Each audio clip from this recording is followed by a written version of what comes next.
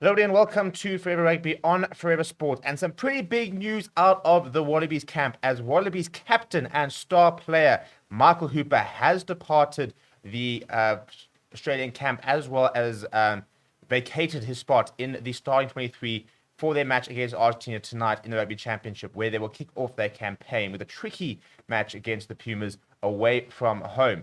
And citing personal reasons, and coming out and saying he's not in the right mindset to play in the game. So before we look at the press release and kind of what this means for rugby at large, please do smash a like on the video and subscribe to the channel as well. So Michael Hooper was obviously named in the starting lineup and in the 23 for the match today and was set to captain the side.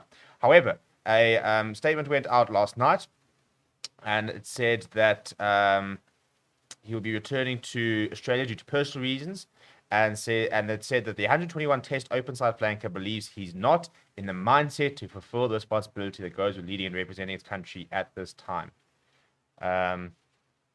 And he said, Michael Hooper says, whilst the decision did not come easily, I know it's the right one for me and the team at this point.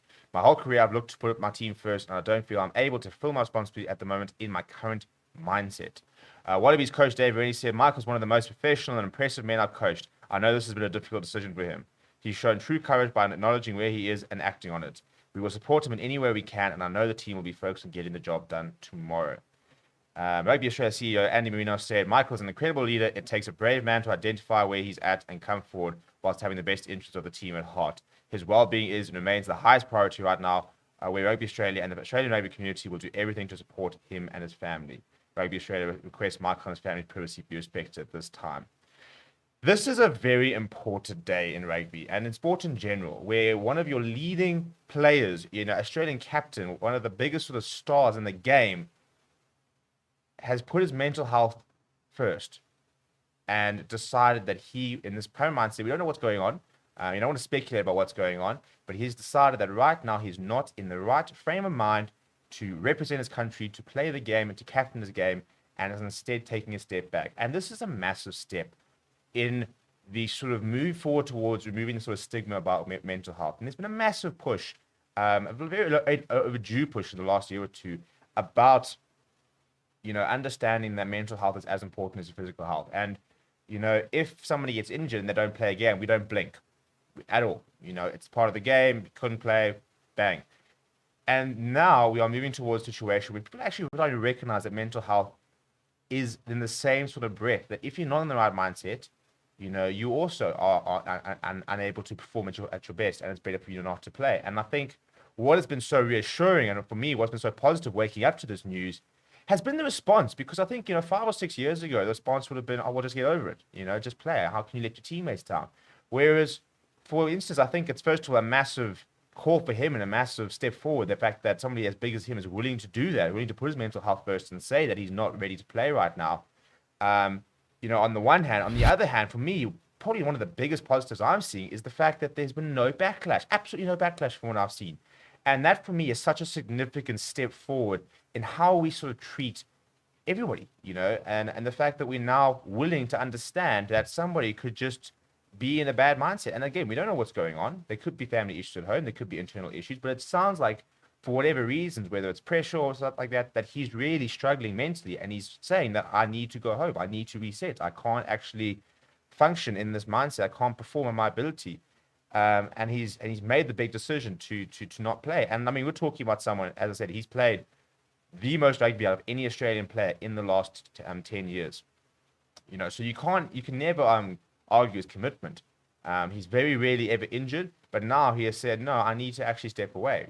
For the sake of my mental health, I need to step away for a bit and I need to go back and reset. And I think we're going to see more of this. And I think it's a good thing that we're going to see more of this, because we need people to feel that they can walk away or take a break, that they can step down, that they can talk about it at the very least. And we don't get situations where athletes who are performing at the peak of their abilities and at the height of the sport and under so much pressure are sort of bottling everything in and not feeling like they can come out and they can be vulnerable. And I think it takes a massive amount of courage for somebody like Michael Hooper to say that he's vulnerable. And I think it's very important that, especially in a game which is so intense as rugby and stuff like that, and you have to be so tough to play it, to be able to come out and be vulnerable and say, no, listen, I need to take a step back, is a massive step in the right direction in terms of where we want to get with mental health, and being able to sort of address it, being able to sort of understand it, be able to sort of have that space where you can not be in a good space, and you've got the space to step back and say, I need to step back. I can't actually. I need to